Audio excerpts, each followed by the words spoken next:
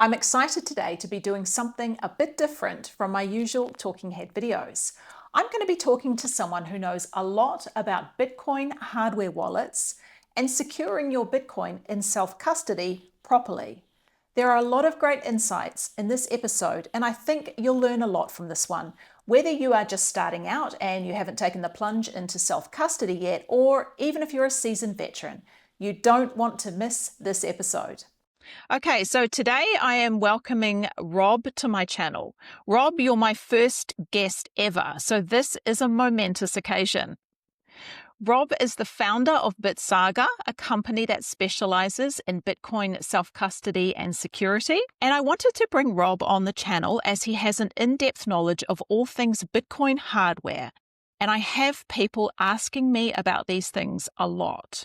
Okay, Rob, can you give us a broad overview of why we should be self-custodying our Bitcoin instead of relying on others, such as an exchange, to custody it for us? That's a great question because that's like the driver why we do all these difficult things for storing our Bitcoin, all these new things that we've never done before with euros and dollars.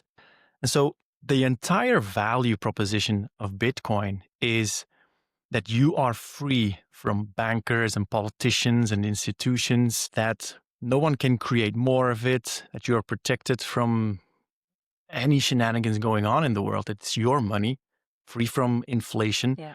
And when you buy Bitcoin in an ETF at a broker and you keep it on an exchange, that entire value proposition does not apply to you because you are not free from these shenanigans of companies going bankrupt, of politicians deciding right now it's illegal to own Bitcoin. That could happen.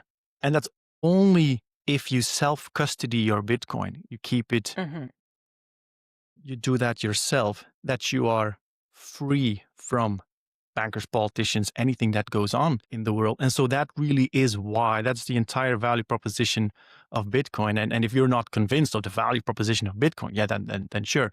But if it has clicked for you, the entire reason of existence for Bitcoin, then by direct consequence, you're like, okay, I have to keep this in my own hands. This is my own money and nobody touches it. You stay off it. Not the ECB, not the Fed, not that politician, even if it's positive or negative. You want to be protected from that. Companies going bankrupt. There's so many things that can go wrong. Security issues also. We can talk about that later on. So that really is the entire value proposition of Bitcoin is you keep it. You are free. That's what it's about, being free from. And that only applies if you are keeping it yourself. It's a great power, great responsibility. Yes, exactly. I always say that if you have someone else custodying your Bitcoin, you're exposed to number go up, but you're not exposed to freedom go up. Exactly. So can you tell us a bit more about what you do, what BitSaga does? So in that line of thinking, for those people who have learned a bit about it and have made that click in the why of Bitcoin, that yes, this is a great asset to have, I want to hold it, we help with the how. So not so much with the why, because the why, there's a great amount of content out there, your podcast included, videos, not a real podcast, and so many other podcasts, so many content pieces, articles, non-stop scrolling on, trying to convince the world of why with Bitcoin. And that's a beautiful and very necessary fight to fight. But what comes after that? Okay, say you have decided, okay, this Bitcoin thing, it's really starting to grow on me. I really don't like what's going on in the world, or for whatever reason, right? That you have decided, okay, I want to hold this. How do you do it? And then you enter these technical words of seed phrases and private keys. And that is just a huge forest of new technical terms that a lot of people get confused by, and rightfully so. It's a whole new world, and we're still very early in this. And so that's, for a lot of people, that's difficult. And that's what we help with, helping people to secure their own Bitcoin. And everybody's different. A lot of people have different people have different needs, different setup, different hardware wallets, different software wallets, we'll talk about all the different things that we can do. We help you. So that's what it boils down to. Helping people to secure their Bitcoin can be just a hardware wallet, and then basically actually mostly is helping with that. Because Yeah. you can own a hardware wallet and use it incorrectly. It's not the most important part is the knowledge, Yeah. is knowing what to do. And so that's what we help people with Hmm. is the knowledge that Okay, sure. how to handle it. Okay. And who are your clients? Are you dealing with ordinary people? Are you dealing with high net worth individuals, institutions? This has been a really interesting insight, actually, that when I started business, I thought that the Bitcoin maximalists, the technical people, those are going to be the ones who want the best tooling and all these things. And really, it has turned out that these kind of people, they mostly figure it out for themselves. And it's the very non-technical people, often with a little bit more age, that are just not comfortable even with their phone or their laptop. Even they consider themselves to be, yeah, I can do these basic things, but I'm not just moving so fast. And then there's this Bitcoin thing and you're not at all comfortable with it. And these people with very limited knowledge about Bitcoin or might not know anything at all, these are the people that value the hand holding the most. And these are the kind of people that reach us. And it tends to be slightly more high net worth individuals, because what I've come to see is a lot of people can figure out the first steps of Yes. why Bitcoin, and then buying a little bit on an exchange and then keeping it in self custody. I mean, you can find a lot of content on that.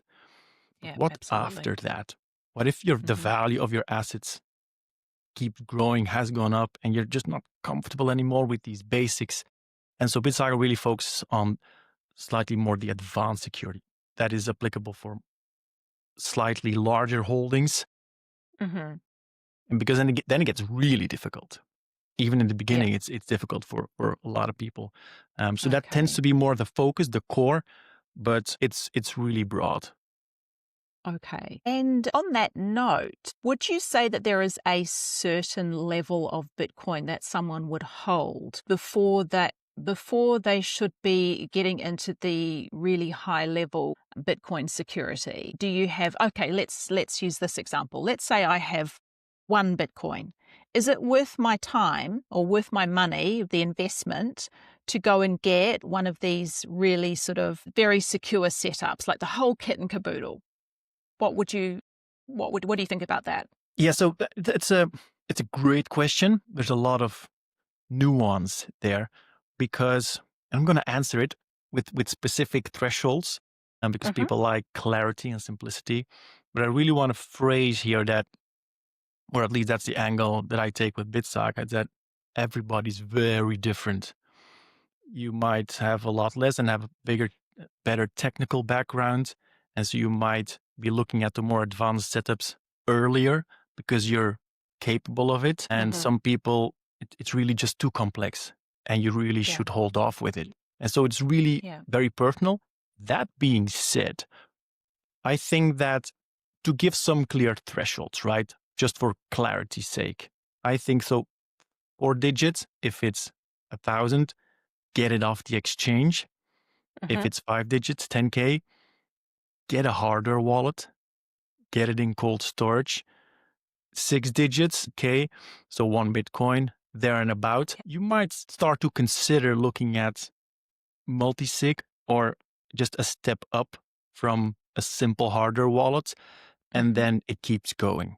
As the value Yeah. of your assets increase, the need for your security also logically increases, because you could get Yes.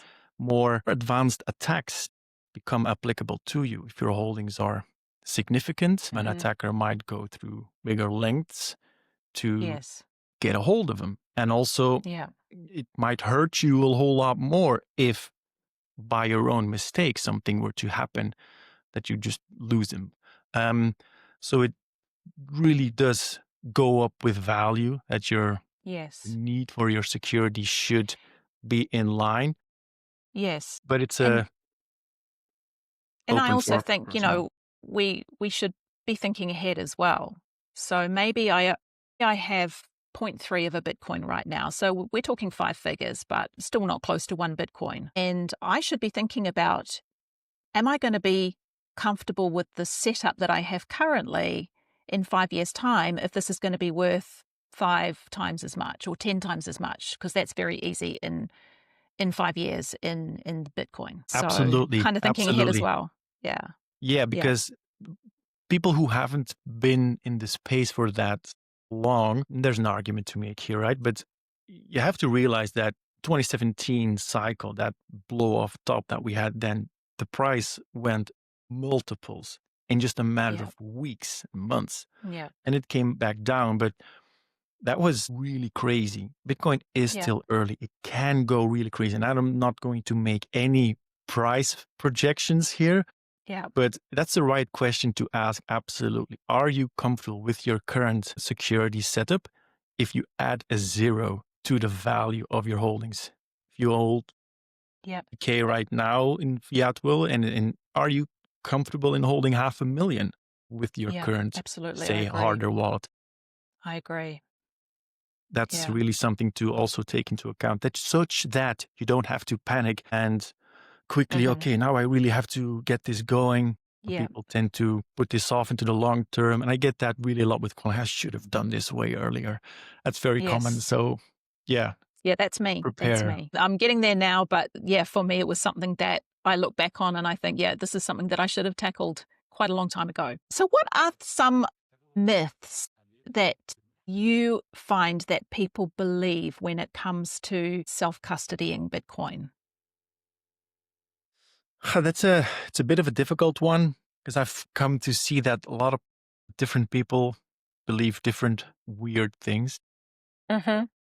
And let me start off with actually this one. It might trigger quite a lot of people, but I like that. If it triggers a lot of people, it's going to be perhaps a strong So be it. statement. Ledger is not a great hardware wallet to Okay. store your assets on. And a lot of Okay. people still hold their assets on Ledger and want to give, it's really popular. And Mm-hmm. so that's why I'm intentionally hitting on it, because when you're starting out and you're getting your first hardware wallet and you're encountering Ledger and you've gone through that step, you should be proud of yourself and happy that you're Yes. keeping it in self custody right now. Absolutely. Good for you. Great. That's what you should be doing. But for me now, having experience with a ton of hardware wallets, I can now see, or it is my opinion, that out of all the options that is there in hardware wallets and toolings, and we'll talk about that, that Ledger is on the absolute bottom of that list. Okay. And Okay. we can talk about Interesting. why. So that's Yep. one myth. Let's talk a little bit about why. Mm-hmm. It's closed source. It's a Yes. huge one. That means it's not all public and you have to trust what is happening on the device. All good, great hardware wallets and their software is open source, so everyone can Open source. verify, Yeah. just like Bitcoin itself, which means everything is public and security researchers can verify that everything is secure. And with Ledger, you just have to trust these guys. Yeah.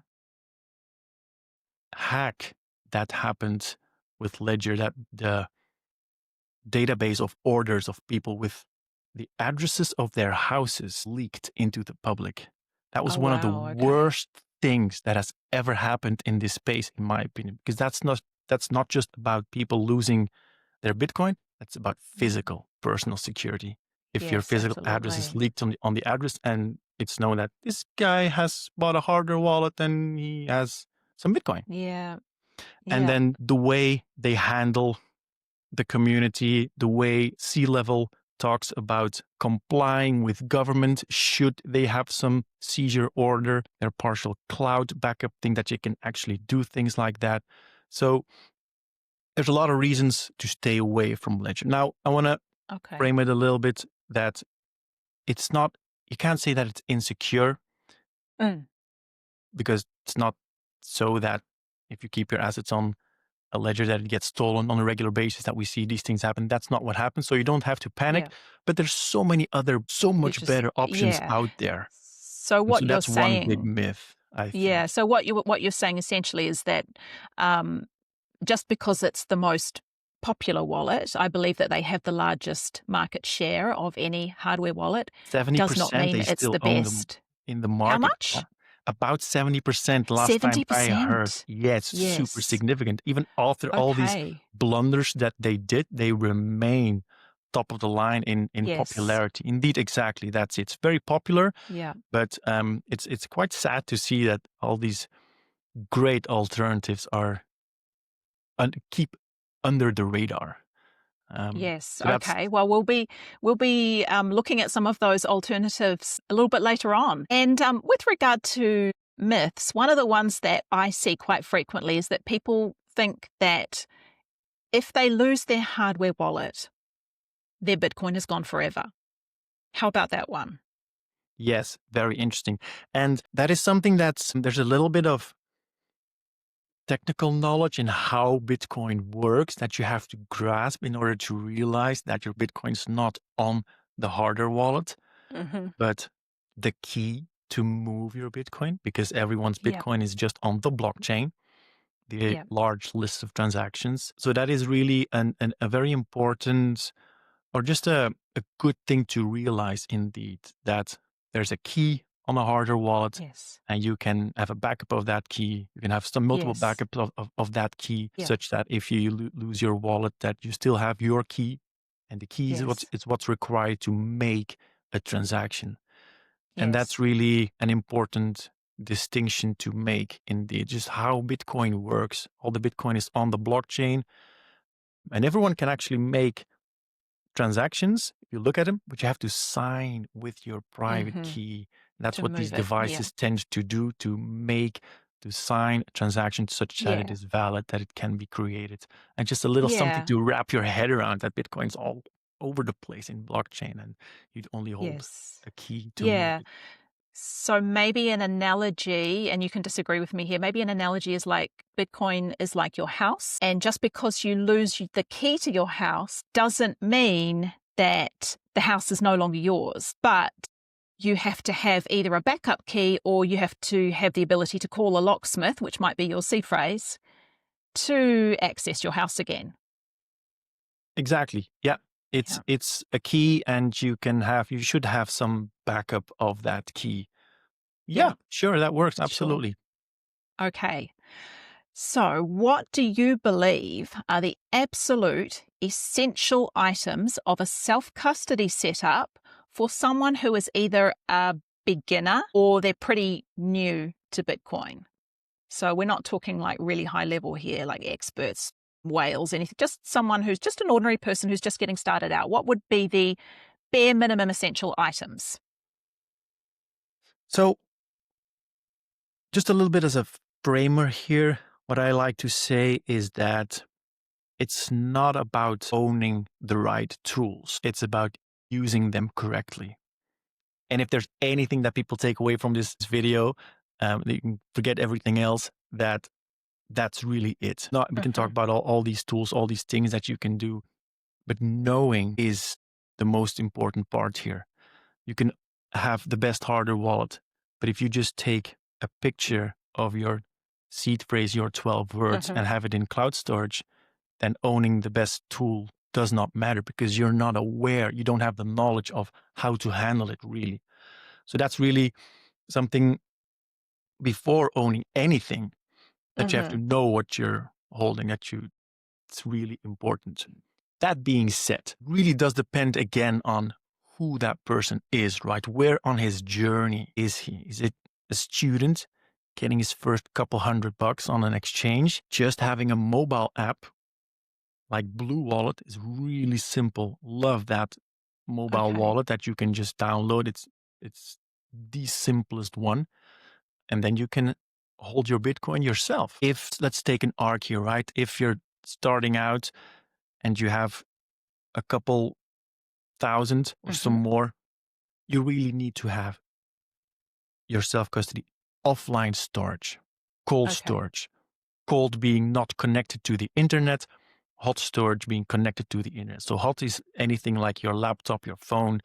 These things are connected to the internet. You can hold Bitcoin on these devices, but then that's called hot storage, and it's inherently less secure than cold storage offline. Okay, so like Blue Wallet is hot storage, correct? Exactly. Yes. Okay.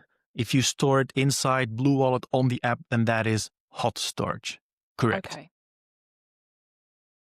And so when you're increasing your holdings or you're jumping in with, say, a couple 10, 20 grand or a bit more, you really need to start looking at a harder wallet. You need a harder wallet. Matters less so which one. It's also something that I really want to convey here. There's so many options out there, and even Ledger, I mean, it's secure. We can't say I absolutely hate them, but I can't say that it's insecure because we have no examples of people losing money if they hold a ledger. So what you're saying is if you want to get, say, a basic ledger because you've got a couple of $1,000s worth of Bitcoin to store, for example, that's still better than leaving it on an exchange or even in a hot wallet. Yes, indeed. That's what I'm saying. Should get another one. Sure. But indeed, it's better than anything hot storage. Absolutely. Okay. But just being clear that anyone who is in this situation right now, maybe someone watching this has got their Bitcoin holdings on a ledger. Don't panic. It's not, you don't have to rush out and replace it or anything like that. It's just something to keep in mind for the future. Absolutely. Yeah. There's always something to improve. Even when you buy the more expensive, harder wallet. I mean, that's not the end goal. There is no end goal here. And that might sound very exhausting. And I mean, is there no end station? No, this is an ever ongoing journey.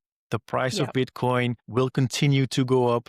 It's a price prediction that I wasn't going to make. Oh, no, I'm not going to give any numbers, right? But the price of Bitcoin is going to keep going up. And so the need for your security is going to keep going up. So if you have a ledger, if you have a foundation passport, we can talk about that. Okay. There's always something to improve, always. But if you're on a ledger, there's definitely a lot to improve. Okay. And are there any other items that you think are essential in self-custody when you're getting started? So let's say you're at the stage where you've got your first hardware wallet and you've got, maybe a few $1,000s worth of Bitcoin. Is there anything else that you should be looking at having as well? For example, perhaps to secure your seed phrase. Absolutely. So when you know the knowledge here being the most important part, when you know that your key is on one of these devices, what if something happens to that device? You want to have a backup of it on paper. Your key, it's going to be your 12 or your 24 words. The first thing that you want to go ahead and do, and it will be included in pretty much all hardware wallets that you will buy, is a little paper to write those words down in some way. And that's like your first backup. And then you're protected against loss or failure of hardware device. But then what happens? Something happens to your house in a fire. If the dog chews the seed phrase. Dog chewing a seed phrase. I haven't heard that one. Yeah. It's actually quite sure it's happened. Probably more realistic than your house burning down. So that's the same solution there, that some fireproofing is what we want to do. So protect against water, fire, smoke damage, whatever. That a piece of paper is just not going to do it. And so some form of steel or titanium to fireproof your 12 or 24 words, really. And there's many different solutions for that also. And again, like with a hardware wallet, it matters less which one, but just that it is fireproof, that it is protected against elements, dogs, a lot of other things. Those are two really great things. Then hold your own key, so on a hardware wallet, and then having a backup of that key in some way or shape, fireproofing. Yes. So we have a hardware wallet and we have something to save your seed phrase, for example, a metal plate of some kind, which is what I use. Is there anything else? Or do you think that if you have those two things and you have a way of securing your seed phrase, you've got it in a safe place in a fireproof bag, or you've got it even physically distributed. So you might have one copy in this location and then one copy geographically located somewhere else. Do you think there is anything else that someone who is getting started with a self-custody setup should be thinking about, or do you think that's enough? I think there's a lot of things that I want to say, but I think that's most important. Hmm. Self-custody, to be free, to have and hold your Okay, own key, and to have sure.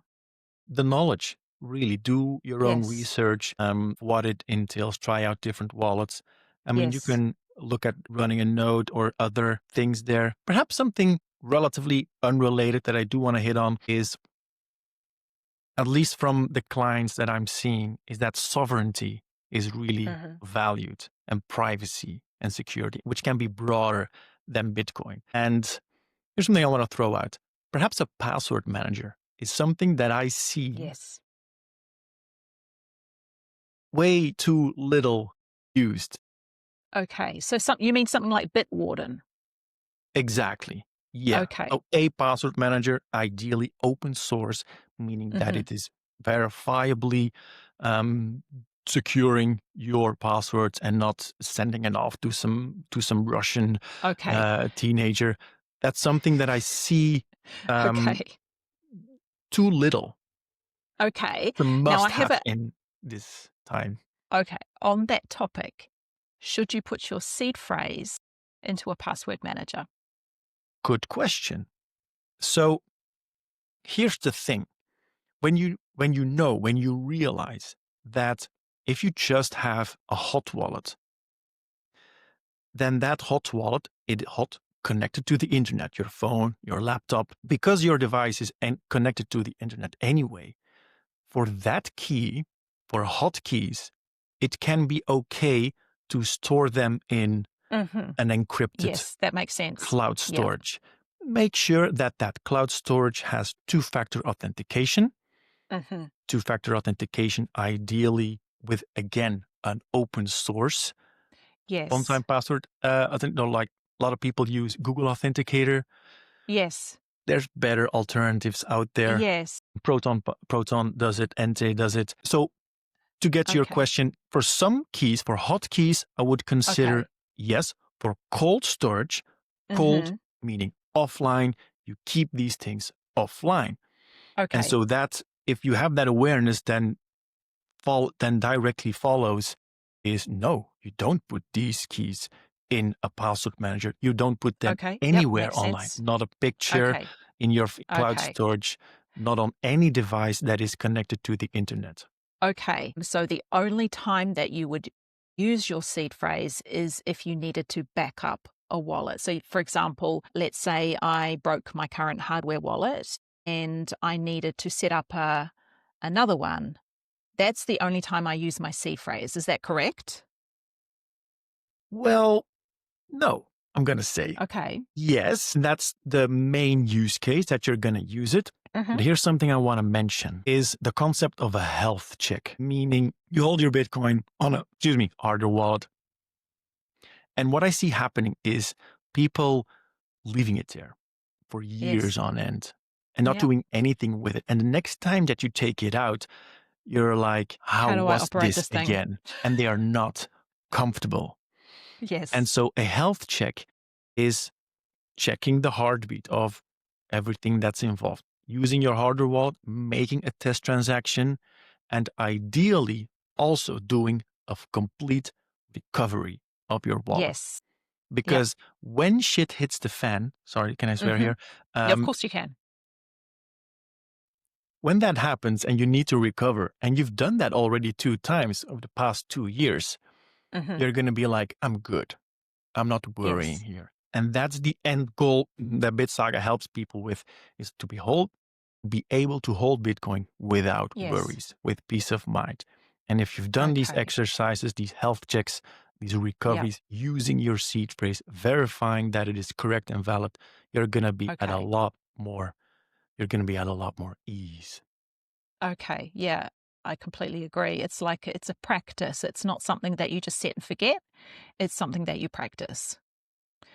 You don't have to do it, but it helps. I really recommend Yeah, it, like at least yeah. every year.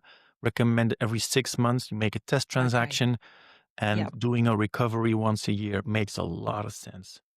Yes. Okay. So a little bit of a technical question just relating to what you just said about wallets. Can you have more than one wallet set up at the same time for your Bitcoin? So just in case something happens to, let's say I've got a Coldcard and I've got a ledger. Can they both be set up at the same time using the same seed phrase, or do they have to be? Can you only have one at one time? Um, if I'm understanding your question correctly, yes, it can be just a backup. So, because what is on these devices? On these devices is just the key, the private Yes. key to create, to sign transactions, to send off Okay. Bitcoin. And you can have them on 10 devices. You can have them on 10 pieces of Okay. paper, 10 pieces of paper on 10 different Okay. backups.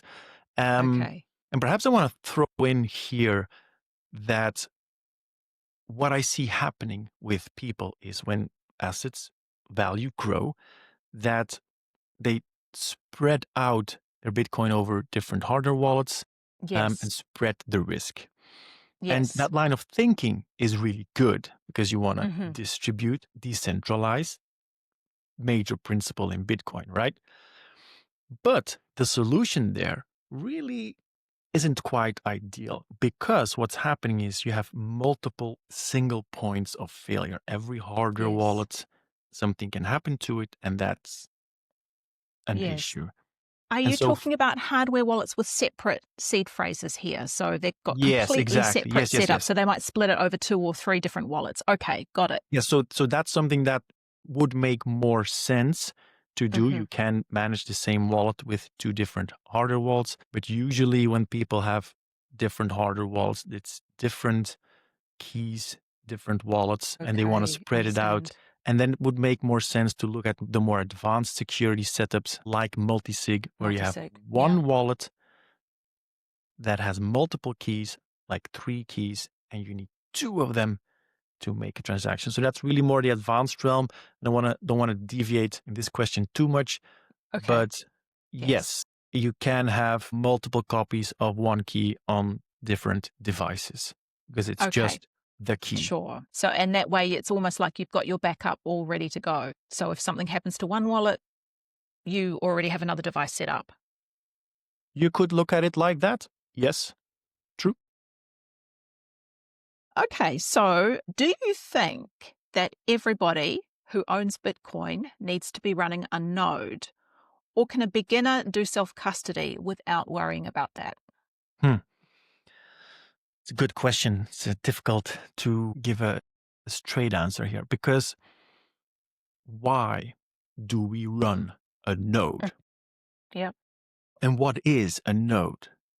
And Hmm. it's not easy to grasp, really, because you also have the miners and then the Yes. nodes. They are different things. Yes. And that there's a lot of confusement around that. So the miners, they hash, they use energy to make blocks, to add blocks to the blockchain. And then a node stores the blockchain. They don't Yes. mine, you don't get any economical benefit off of it. It really is to you hold a copy of the blockchain, of the entire blockchain. It's called a full node yourself, such that you yourself can verify your own holdings, such Okay. that you yourself can send off transactions to the network, to the other nodes, and that it can get picked up by the miners, such that it gets added to the blockchain. So that's a little bit, so that's what a node is. You Hmm. yourself there being very important. The sovereignty is why people do that, because with every regular wallet that you use, Ledger, Blue, Sparrow, whatever, many great different wallets, you're connecting to a node, and some wallets let you choose which node. And that node Yes. can see all of your transactions. Okay. And that is a major privacy consideration. Okay. So we might want to run our own node for privacy reasons. And that is indeed what it is. And in short, and in very short, why the main driver of running a node. Now, I want to add there that it's a bit of a misnomer, a Bitcoin Hmm. node, because I mean, just grab one real quick. I got the demo device here. This is a Start 9. This is Yes, a Bitcoin I node. have one of those. Power, Yeah, Ethernet. yeah, And so this is a Bitcoin node. yeah. Come to dislike that term because it's like pointing at a house and saying that's a bathroom. Yes, yes, And I that's agree. correct. That's Yeah, correct. That's a bathroom.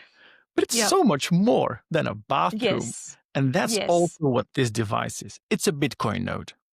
yeah. It's correct. But it's so much more. It is. I'm just learning about it right now. You can All the run your things own that it can do. password manager in here. This can be your Yeah, cloud storage. This can be yeah, you can run your wallet directly on here. This can be all the things that we use big tech for today, yes. You like can do it yourself. Google, Apple, Yep. Microsoft, you can do it yourself. And what that is really the beginning of sovereign computing. We saw the Hmm. wave of personal computing with a personal computer, PC. Yeah. And I believe that we are on the brink of this huge wave of sovereign computing because people tend to be aware, start to become aware of big tech and their questionable practices, especially Yeah. related to privacy. Absolutely. And you can do these things yourself, having your own cloud storage, running your own node. And that's really powerful. And that's Yes. really more sovereign. That's what. Yes. Absolutely. So if you don't like that, if that's not valuable to you, Hmm. sure. So it's a bit advanced still. The Start 9 is the Yes. most plug and play version by far widely available, but it's Yes. still a little bit of a It's forest still a to bit of a leap. explore. Yeah. I've had mine for a few months now, and I'm still kind of, I feel like I'm still just scratching the surface on what it actually is and what it does. So I've set mine up not only to be a Bitcoin node, I also have a Lightning, I don't know if it's correct to call it a Lightning node, Yes, and wallet, and I've the cloud cloud set up storage, with Nextcloud. And what else file do I storage. have? And also P2B, P2P Bitcoin as well. RoboSats Yep, is one Bisq or that RoboSats I've you been can run using. I mean, yourself and connect with that the things network. that these nodes can do. I mean, these nodes, they're not cheap. A lot of people will be put off by the price of buying and go, well, I want to run a Bitcoin node, but I don't want to put it on I don't want to use something like a server like a Start 9. But then you realize all of the other things that it can do, and you realize it's actually it's a really good value for money. I think so anyway. I think so, absolutely. Anyway, I've been playing around building my own nodes quite extensively. I have a technical background as a software Yeah. engineer, Yeah. and I really like ease of use because it's already Hmm. difficult enough, all of these things. And Yeah. that's what these things are. They are a little bit the approach, the Apple way of it just works to the Yes. extent that it's possible today. And you can really feel, I mean, this is a solid chunk of CNC aluminum. I mean, It seriously, is. it's It is. completely It's unnecessary, but it's just small, but so much. it's very, yeah. So I have to say, when I received mine, I was expecting this great, I was thinking like, like the box for the desktop computer, I was expecting this great big cumbersome thing.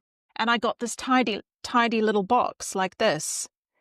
And it just sits there quietly on the desk. Every now and then it makes a little bit of sound, but it's not noisy or anything like that. And that's it. And I'm like, wow, that's amazing. I love it. When I And you first can, got it, I was like, this is a really expensive Bitcoin node. But now I'm thinking, like what you said, yeah, there's so on the many things you price can do with thing, it. I want to mention you can build your own off of a Raspberry Pi Hmm. for very cheap.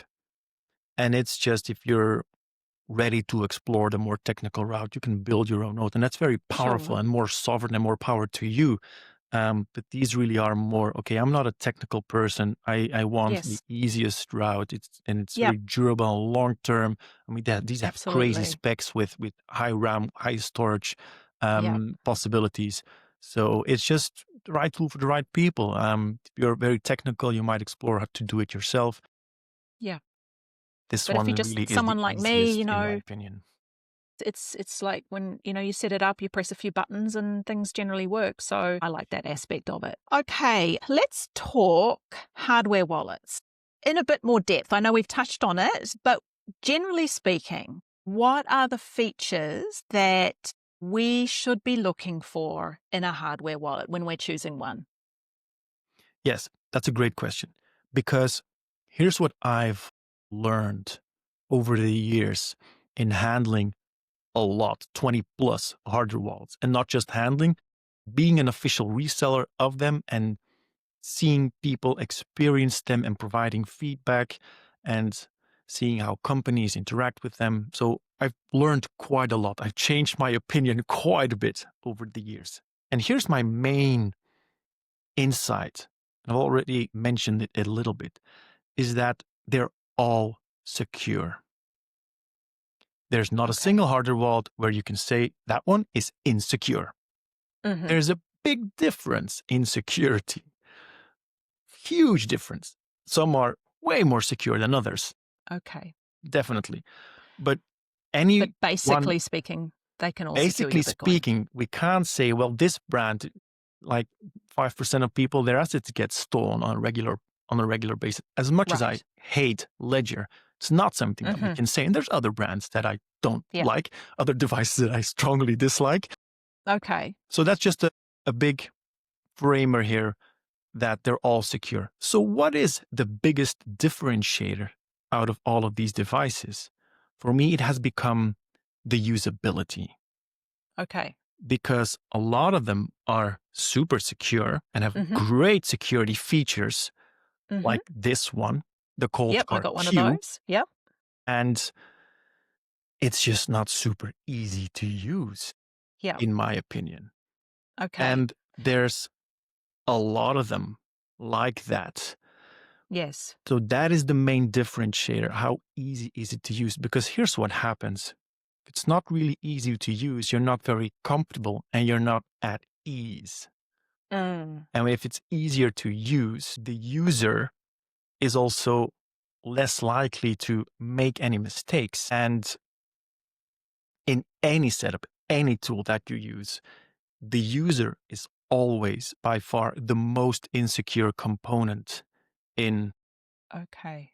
a The setup, weakest link. the weakest link. Exactly. Okay.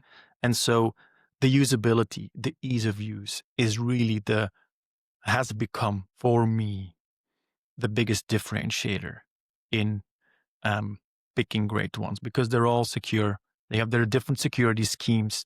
There's big differences in security, big differences. Has to be open source, definitely. Else you're just trusting the company that it is secure. So that is another really important feature that I should mention. Yeah. Open source. Hardware, software has to be open source. Anything that is Okay. security related, actually a password manager, a VPN, all Mm-hmm. these things should be open source, because Can you just give a security. very brief overview of the difference between open source and closed source? Yeah, so open source, what it means, the source, the code, that software, the code, or really just the schematics, it can be hardware, it can be software, is Mm-hmm. open and public for anyone to see. Okay. GitHub.com is this website where a lot of these things are hosted, like the Bitcoin code. It's just open Yeah. source. Everyone can just Yeah. go ahead and see how Bitcoin So works it can be exactly, verified by anybody. and make copies of it. That's what we've seen happen over the course Yep. of years, that there's copies of Bitcoin. And that's really difficult to do for companies, because you're just publicizing everything you're doing. Yes. So Yes. it's really not easy, but in security, it is so fundamental, because Yeah. else you are just trusting. Okay. And that Yes. is like the biggest value again in Bitcoin, or Yes. this meme that's just very important, and way more than a meme, of don't trust, verify. And so it has to, Yes. any security tool, Okay. any good security tool has to be open source, such that you don't have to trust it and people can verify it. You don't have to go ahead and Okay. verify it, but the fact that other people can verify it, security researchers, Mm-hmm. that's really fundamental. And then simplicity. Okay. So very briefly off the top of your head, which popular wallets are closed source? So you mentioned Ledger. Yes. Any others? that you know of? I know. I mean, there's quite a bunch of shitcoin, altcoin. Okay. I'll have the decency of saying altcoin, I guess, here, that are closed source or have closed source components. Because here's what Okay. companies might do. Yeah, we have open source code, and they have some Yes. open source code, but then the critical parts, they are still closed source. So Okay. So that's a it's not lot. That's completely what open source. Yeah. exactly. And the most Okay. important I parts understand. are closed. So Ledger being the most important one. I know that there's others, and I don't want to drop any names. That's not Okay. correct. So, Okay. but Yeah. Don't have to say anything then. What most, we will talk about is the ones that are definitely open source. most, Yep. by far, most ones do what has to be done, which is being open source. Okay. Okay. So any wallet that you would recommend yourself, they're all open source, correct? Correct. Now, there's a Okay. little caveat perhaps that I should also Okay. throw in that harder wallets, Okay. they have these special chips inside of them, a secure Okay. element that actually stores the private key. And Mm-hmm. some of these are under NDA, non-disclosure agreement. And Okay. so they are de facto actually also closed off. Now, Okay. several hardware wallets have come onto the market that are NDA free, that are completely open, or hardware Okay. wallets that don't use a secure element like the old Jade. I hate this Okay. device, by the way. So just a little bit of a notion there that not that sometimes the hardware and software is open source, but then this little critical component is still closed Okay. source. Okay. Um, Okay. All right. So, aside from being open source or as open source as possible, so you would say that it's the functionality or the usability of that wallet for the user that is most important. So Absolutely. you use the example. I've got my Coldcard here. You used the example of the Coldcard before. Okay. So I'm using the Coldcard, and for example, I love how it looks. I mean, not that that's important for a wallet, but just on a superficial level, I like how it looks because it looks like something that I used in high school to do math, and it's kind of retro and it's a bit sort of nostalgic. Now, the buttons, I have small fingers. I'm a female, I have small fingers. These buttons would be so difficult for someone with big fingers to press. So This I have guy. to be super careful when I'm pressing the buttons that I don't press the wrong one.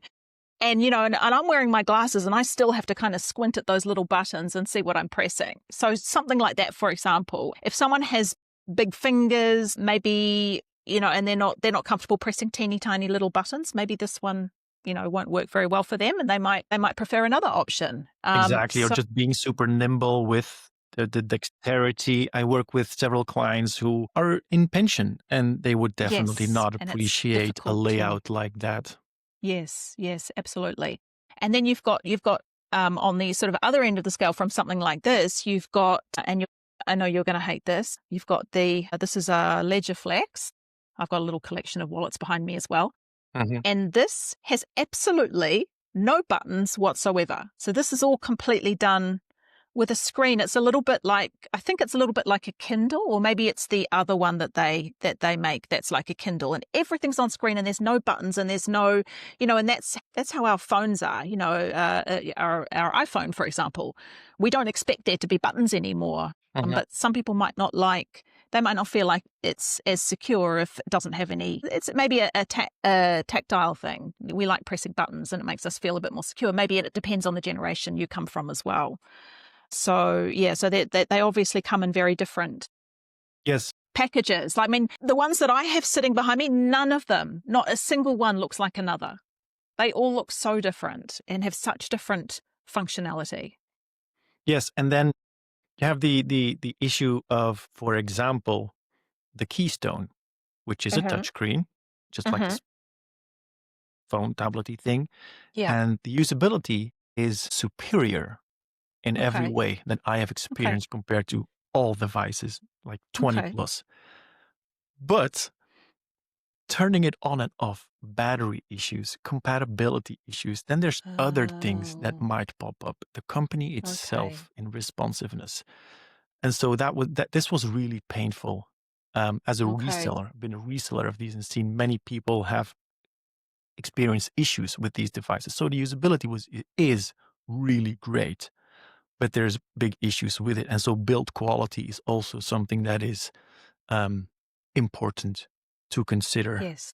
Some Yes. in between option, the Bitbox with the Hmm. capacitive touch buttons. There's no clicky buttons on here. You Okay. just have to touch the area, the Bitbox, and Oh, that's I see. Yeah. it takes some getting used to. Okay. And I don't Okay. like that because you have these other alternatives of regular buttons. Yes, yes. And I have one of those as well. And it's the thing I love about this is it looks like an old Nokia. For people old enough to remember when we used phones, it looks and feels like an old Nokia. So as soon as I saw this, again, I got all nostalgic and went, oh my gosh, it looks exactly like an old Nokia, Exactly. And that which I love. recognition is the comfort, the sweet It blanket of, is. It oh, this is. And Nokia that was indestructible. And this thing yes, feels very yes. indestructible. Yes, It's valuable. exactly, exactly. It does, and it does feel I don't know how indestructible this is, but it feels like if I just drop this on the ground right now, the floor would break, not the device. It's very solid and heavy. Okay, so what would your top 3 picks be for someone who is just starting out with a hardware wallet? See, just starting out is really important there that you mentioned that because your knowledge is going to be limited and you want ease of use. So let's take 2 examples of people who might do that. If you're just starting out and you're buying a small amount, because this Hmm. is another very important variable at play here, then something like the cardware I've come to really like.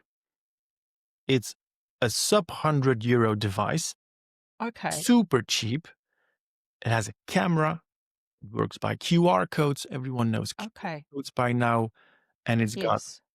good clicky, Oh, yes, I simple can hear it tactile clicking. buttons Yes, like up, yeah. down, confirm, cancel, simple Okay, screen. And okay. that's I'm like sorry, what was that one called again? cardware. Cardware. Okay. Cardware. Yes, that's the name of the brand. They have a Bitcoin Okay. only version. They have an EVM Ethereum for shitcoins version. Okay. So if you're really starting out and your budget is really important to you, this sub Mhm. €100 device Sure. is a recommendation. Stay away from the Jade. The old Jade that's really Oh, cheap Jade. was Okay. really popular. Don't do Okay. this anymore. It was great back in the day, but the camera, the buttons, it's the usability, it's horrible. I Okay. hate it. I hate it, and Okay. a lot of people do. Okay. So just a little a side note there. And then if you're just starting out, but you're starting out with an amount Mhm. that you might want to look, okay, budget is less of an thing Of for a me. I concern. want something that just works. It's got to be easy to use. Then 2 other options would come to mind. First, the in between is the upgrade of the old Jade being the Jade Plus. Okay. Bigger screen, better buttons to confirm, significantly better camera. The app works good. They have their own security scheme. This device works good. Mhm. It's good. It's not Mhm. great. Okay. There's quirks there, but that's five in euro Okay. terms. So that's the very budget Mhm. option. The cardware right there, the orange one. So this is a good in between. And then I Okay. would say, even for beginners, because this tends to be the device, Mm. because it is more expensive, Mhm. €250, Yep. that you only get later in your journey. But Okay. this is so great in terms of usability. Okay. That's where this one really shines. The build And quality is superior. that one is a foundation passport. Is that The correct? Foundation Passport Core. Yeah, Yes. they will be Okay. releasing Passport core. Foundation Passport Prime. Mhm. Should have called it something else entirely, in my Mhm. opinion. This the Foundation Mhm. Passport Core. I've come to Okay. real love. There's things about it that I really hate, and I've been bugging them Okay. about it. I'm really in close contact with most of these companies, but Okay. this one is really top of the line in usability. Like in future proofing, you're jumping into space, even if you're just a beginner. This one really is the easiest to use. That's going to give you Okay. the most comfort and future proof going forward. Okay. Definitely. But it really Okay. depends a little bit on your budget. If you're really budget aware, Okay. then you might not jump into that one. Okay. So then, so your three picks then would be the budget version would be the cardware. Is that what it's called? Cardware. Hardware, yeah. Cardware. And then the Jade. The Jade What's it Plus, called? Jade Plus. not the old one. And That's then the old not the, old don't Jade. get It's the old really one, cheap. the newer one. The Okay. Jade Plus. The Jade Plus. Okay. And then your kind of top pick would be the Foundation Passport Core. Exactly. Correct. Okay. Yeah. Okay. In So general, you would not, in general. Okay. I want to be. So I want you to be. wouldn't Yeah. point a beginner in the direction of one of these, I would unless not. they really wanted it. Okay. So the people that hold these tend to be really happy with it. And here's something else I've noticed, that a lot of people who hold these devices, the Bitbox, I really dislike it. People who tend to hold a specific device tend to really love it. And I think there's a Yes. lot of bias at play here, Yes. some confirmation Okay. bias. You've taken the jump into self-custody, bought a hardware wallet. Good Yeah. for you. Really good for you. Mm-hmm. But for me, having experienced all of these devices and having many customers that have experienced these devices, yes, the usability is so great. You see a lot of Bitcoin maximalists loving this device Yes. because there's some great Yeah. and relatively unique security features on here, like Okay. seed XORing, which I think is an obnoxious feature at all. A lot of people really love. But for a beginner, yeah, the usability is really, there's just better alternatives in that sense. It's secure, it's great. Okay. And I also don't like the company, the guys behind them for other reasons. Okay. So, Okay. yeah, Right. it's Okay. So all in relative terms and of, personal. so doing the comparison with what your kind of recommendations and what I'm using. So I've already pretty much shown everyone what I'm using. My three wallets. I've got the Coldcard Q. I've got the Foundation Passport Core, and I've got an unboxed. This one is unboxed at the moment because I'm planning on doing an unboxing. This is the Bitbox, but there's two different types of Bitboxes, I think. There is one that you can store anything on, or you can store not anything, but you can store your Bitcoin and your altcoins. But this one is their Bitcoin only version. So it's the Bitbox O2 Nova. The one that you were holding up, is that this one, or is that the other? This is also Bitcoin only, but Okay.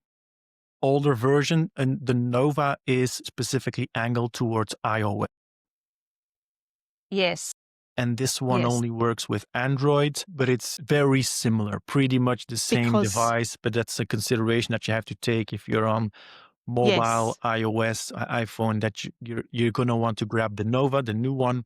There's some other upgrades there too, but pretty Yeah. much the same device. Yes, because it plugs directly into your phone, which isn't something that maybe, I don't know if there are other brands that you can do that with, but the Bitbox, at least this one here that I just held up, I can plug that directly into my iPhone, which I definitely cannot do with my other wallets. And what do you think about, is it important that the wallet is air gapped, or do you think that that is a less important concern?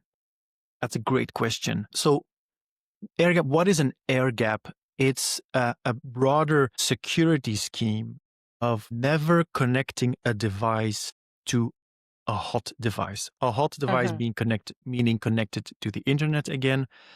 And so air gap devices, they all have a camera, and they work by not plugging them in over USB by communicating the transaction, but by QR codes. And so what we've seen happening is that this is a scheme that is used all around the world with security critical infrastructure. That IT systems are air gapped and completely disconnected from the internet and never get connected to the internet. That we've seen entering the hardware wallet space because of its superior security. Okay. These devices are air gapped devices. They are never connected to a device that can get hacked. Your laptop, your phone can get hacked. You might not know it. So it really is a security thing. But here's the main insight that I've come to love. It's great for security. And I love working with QR codes. It's great. But that's the most important thing here with air-gapped devices. It is so much more easier to use, in my opinion. Just ease of use. Just the ease of use. Being able to just put it on, turn it on, enter your PIN code, and your transaction can be a QR code, and you scan it, and you confirm it, and you scan it again, and you're done. You don't have to look for a cable. You don't have to plug it in. You don't have to. It's just a little bit easier. And that's the most valuable part I found about air gapping. It is more secure, but it's not that USB is inherently insecure. It's less secure by definition, but it's not because hardware wallets use USB that they get hacked.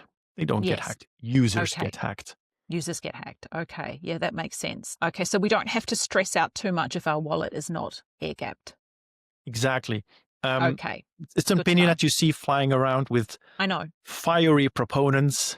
And yeah, that's just a little bit of an insight that I would love to share, that the usability of air gapping is very valuable, and security is great, of course. But I've come to love to work with QR codes. Okay. Yes. No, I started with my Coldcard using QR codes, and yeah, I do like it. It does make things a lot easier.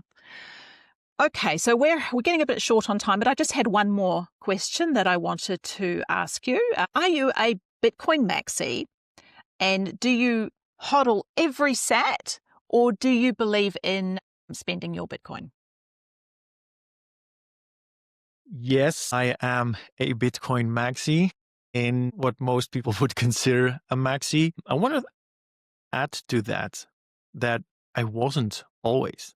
I have taken a great detour in the crypto space. I used to be an Ethereum maximalist. I used to love Avalanche. Interesting. I used to write smart contracts on Ethereum. Solidity is not a difficult programming language. Be in degenerate trading groups and not so legal pump and dump schemes even. I've taken a massive detour in crypto. So that's something that I want to add, that just not that I don't know about it. I've been there. I've been in the trenches. Been there, done that. Okay. Played the game, minted my own NFTs. Yeah.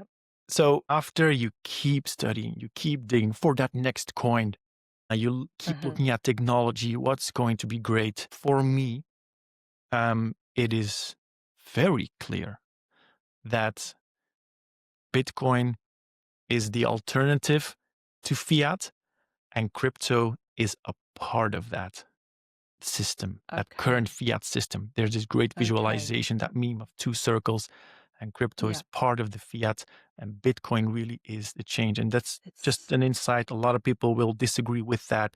And if you do, have a nice day. I'm not going to convince you, but, and I have many clients who also hold different assets.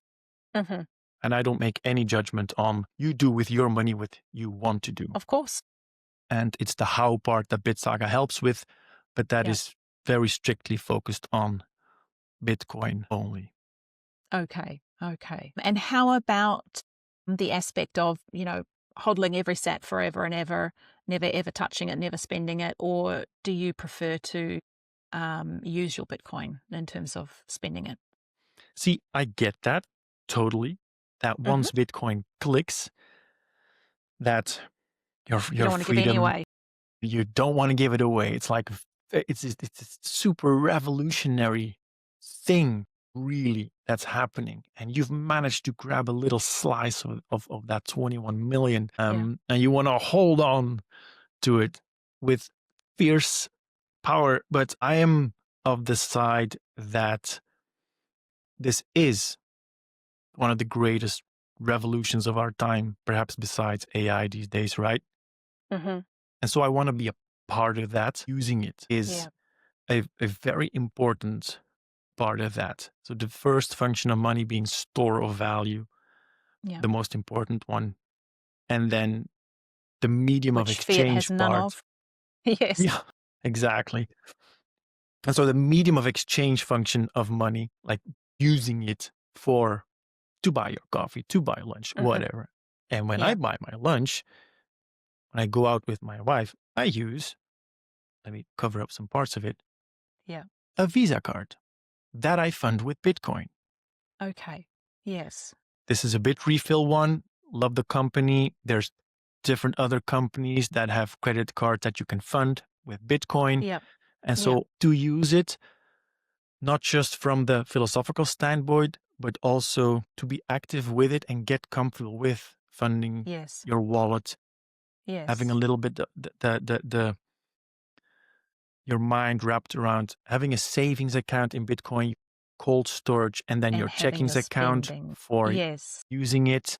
Yes. And that's also Absolutely. That's something how that I I approach it. try to Yeah. convey to people Yeah. because they are interested in spending things with it. Yes. And so that's how And I approach it. do you use Lightning at all? Yes. Mhm. So Lightning being the network, the layer on top of Bitcoin Mhm. that is fast and cheap. Yeah. Now, and you can fund many of these wallets, these credit card wallets by Lightning. Okay. There's not a lot of merchants that directly accept Bitcoin. You Yes. can have a look at btcmap.org, where there is a Yes. global map of merchants that already accept it directly, Yeah. where you can pay with Bitcoin. Often also Lightning, that you can just scan a QR code and boom, the transaction is immediately there. It's a Yes. beautiful thing to experience, the Lightning Yeah, I love network. using Lightning. It's Yeah. gorgeous, Yeah.